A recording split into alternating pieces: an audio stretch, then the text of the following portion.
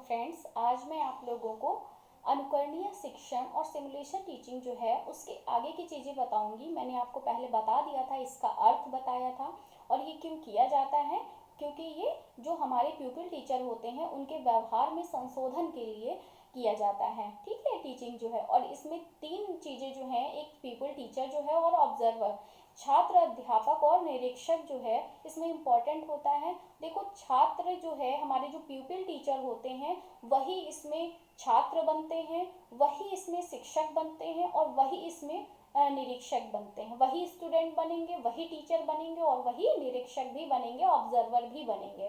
ठीक, ये चीज़ें मैंने आपको उस दिन बता दिया था। अब देखिए, इसमें एलिमेंट्स की बात आती है तो इसमें 3 टाइप्स ऑफ एलिमेंट हैं, जो डायग्नोसिस है, प्रिस्क्रिप्शंस है और एवोल्यूशन है। देखिए, डायग्नोसिस, एक पहले तो आप एक उससे समझ सकते हैं कि जैसे जब आपको कोई बीमारी होती है तो आपको कैसे पता चलता है। जब आपको फीवर आ रहा है या कोई चीज़ आ रही है तो आपको कैसे पता चलेगा कि आपको फीवर है।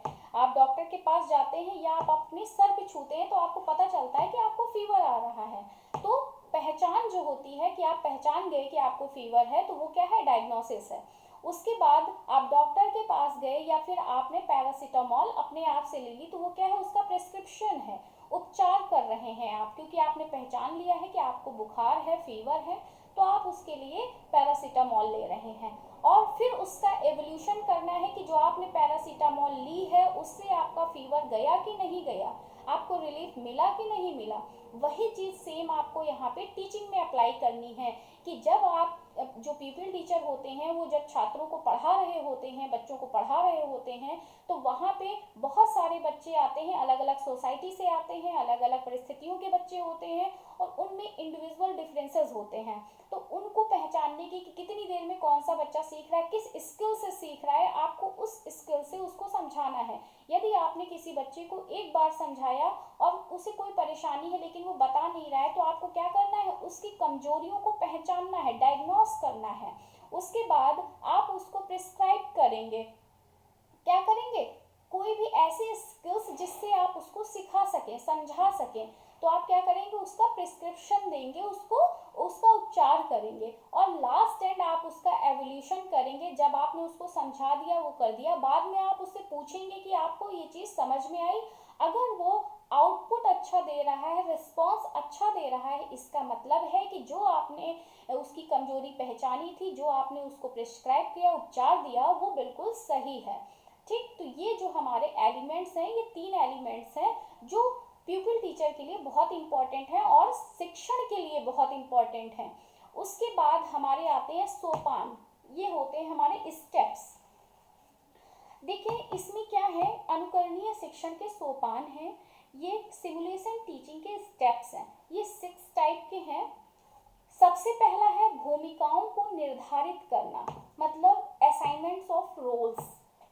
आप बच्चों का, जैसे देखो, इसमें केवल वही प्यूपिल टीचर्स ही रहते हैं, वही अपने आप में डिसाइड करते हैं कि कौन टीचर बनेगा, कौन स्टूडेंट बनेगा और कौन ऑब्जर्वर बनेगा, है ना। तो वो जो भूमिकाओं का निर्धारण है, फर्स्ट स्टेप में वो होता है कि कौन सा प्यूपिल टीचर स्टूडेंट बनेगा, कौन प्यूपिल टीचर टीचर बनेगा और कौन सा प्यूपिल टीचर ऑब्जर्वर बनेगा। फर्स्ट स्टेप में ये आता है। सेकेंड स्टेप है अभ्यास करने के कौशल का चयन, मतलब selection of skill for practice. अब सबसे पहले ये डिसाइड करना होता है सेकेंड नंबर में कि किस प्रैक्टिस का, किस स्किल्स की प्रैक्टिस हम लोग सबसे पहले करेंगे। ये डिसाइड करना बहुत इंपॉर्टेंट होता है कि किस प्रैक्टिस को हम लोग, किस स्किल की प्रैक्टिस करने वाले हैं। उसके बाद है कार्यक्रम का निर्धारण, मतलब preparation of work schedule. Preparation of work schedule मतलब जो भी कार्य आप करने जा रहे हैं उसको प्रॉपर एक मतलब वे में आप अपने पास शेड्यूल्ड कर लेंगे और उसी के अकॉर्डिंग सारे कार्य करने हैं। तो थर्ड स्टेप में हमारा आएगा प्रिपरेशन ऑफ वर्क शेड्यूल। फिर है फोर्थ नंबर पे प्रेक्षण अवधि का निर्धारण। प्रेक्षण अवधि, डिसाइडिंग ऑब्जर्वेशन शेड्यूल, मतलब आप ये निर्धारित करेंगे कि कौन सी किस टाइम में कौन सा मतलब स्टूडेंट उसका रोल प्ले करेगा। मतलब देखो टीचर क्या रोल प्ले करेगा, टीचर का कौन रोल प्ले करेगा, कौन स्टूडेंट का करेगा और कौन ऑब्जर्वर का करेगा। फिर उसके बाद है प्रथम अभ्यास सत्र का संचालन। जब ये सारे ऊपर के 4 स्टेप हो जाएंगे फिर हमारा ऑर्गेनाइजेशन ऑफ फर्स्ट प्रैक्टिस लेशन होगा, है ना। प्रथम अभ्यास सत्र का संचालन होगा।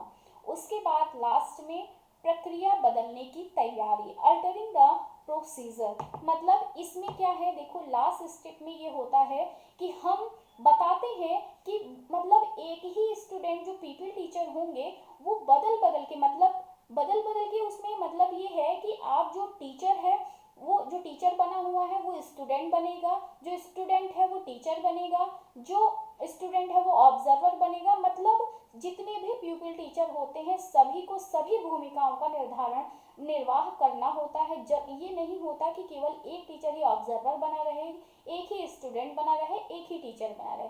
सभी प्यूपिल टीचर को मौका मिलना चाहिए कि वो स्टूडेंट भी बने, वो टीचर भी बने और वो ऑब्जर्वर भी बने। ठीक, इतनी चीजें समझ में आई। अब इसके बाद हम लोग इसकी विशेषताएं जानते हैं कि इसकी विशेषताएं क्या हैं। इसकी विशेषताएं देखेंगे। देखिए जो सिमुलेशन टीचिंग अनुकरणीय शिक्षण है इसकी विशेषताएं क्या हैं। इसकी विशेषताएं हैं, देखो एक तो ये है कि ये बहुत इजी मेथड माना जाता है, बहुत ही इजी मेथड माना जाता है और इसका जो यूज है वो रिसर्च वर्क में किया जाता है। इसका यूज रिसर्च वर्क में किया जाता है। पहले तो ये बहुत इजी मेथड माना जाता है, देन ये जो है एक रिसर्च वर्क में यूज किया जाता है और जो ये प्रविधि है वो छात्र अध्यापकों के लिए शिक्षण कौशलों के अभ्यास में प्रभावी मानी जाती है। मतलब जो भी आपके प्यूपिल टीचर हैं उनको स्किल्स सिखाने में ये बहुत इफेक्टिव मानी जाती है, उनको स्किल्स की ट्रेनिंग देने के लिए बहुत ज़्यादा इफेक्टिव मानी जाती है सिमुलेशन टीचिंग। ठीक, ये हमारी थी इसकी विशेषताएं। विशेषताएं क्या क्या थी, पहली तो है ये बहुत इजी टेक्निक है, बहुत इजी मेथड है। नेक्स्ट है ये रिसर्च वर्क में यूज किया जाता है और फिर प्यूपिल टीचर के लिए बहुत ज़्यादा अच्छी विधि मानी जाती है, स्किल्स सिखाने के लिए बहुत ही इफेक्टिव मेथड है ये। फिर इसके लिमिटेशंस देखिए क्या है। इसमें देखो लिमिटेशंस का मीन्स ये है कि हमें जानना कि ये किसके ऊपर अप्लाई किया जाए और किसके ऊपर नहीं किया जाए।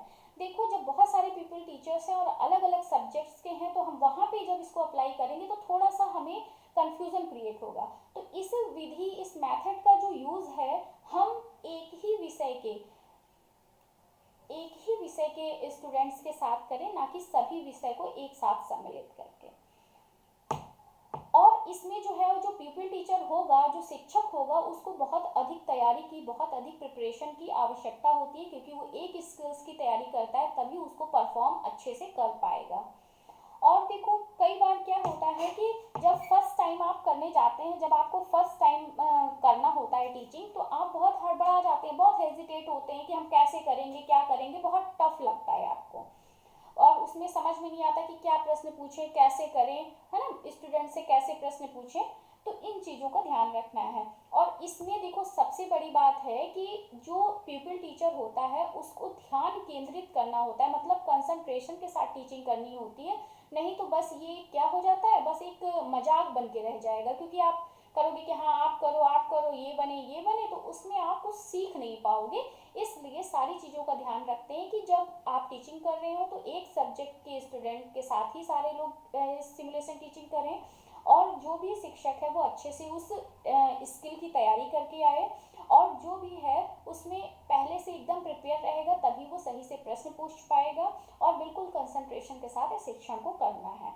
और इसमें देखो सावधानियां क्या क्या हैं।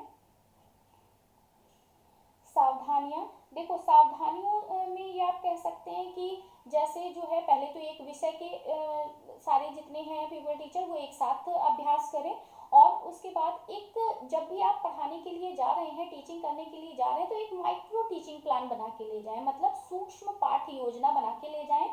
और लास्ट में देखो क्या करें, जिसमें मैंने पहले आपको बताया कि जब प्रक्रिया बदलने वाला जब स्टेप आया था तो सभी स्टूडेंट्स को क्या करना है, सभी चीज़ों का रोल प्ले करना है, स्टूडेंट का भी, टीचर का भी और ऑब्जर्वर का, ये सबका रोल प्ले करना है।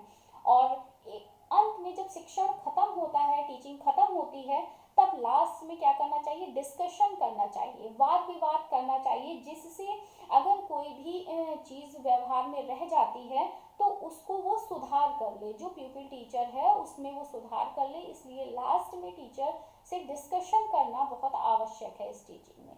इतनी चीज़ें समझ में आई, ये सारी आपको मैंने स्टेप समझा दिए, सारी चीज़ें समझ में आ गई आप लोगों को। ये आज आपका सिमुलेशन टीचिंग यहाँ पे समाप्त हो गया। अब देखते हैं आप लोगों को एक लेसन प्लान इसके बारे में मैं बता दूंगी। ठीक है, ओके, थैंक यू।